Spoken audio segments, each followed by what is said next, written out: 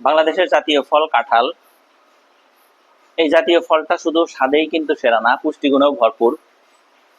এত বেশি পুষ্টি যে এটাকে গরিবের মাংস বলা হয়। কাঁঠাল সম্বন্ধে কয়েকটি কথা না বললেই নয়। সারা বিশ্বের মধ্যে গাছে ধরা ফলের মধ্যে কাঁঠাল সবচাইতে বড়। এর চাইতে বড় ফল আর হয় না।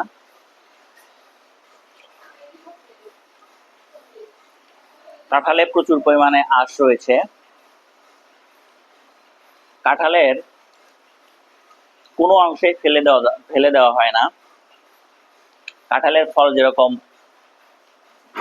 আমরা খাচ্ছি, কাঁঠালের বীজ বিভিন্ন তরকারিতে সবজি হিসেবে ইউজ করা হয়, এবং এর অবশিষ্ট অংশ যেটা চোচা, অন্যান্য জিনিসপত্র বাড়ির গৃহপালিত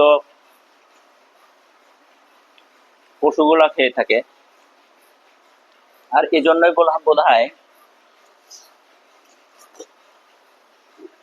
কাঁঠালকে বাংলাদেশের জাতীয় ফল বলা হয়ে থাকে। কাঁঠাল আমার যথেষ্ট প্রিয় একটা ফল।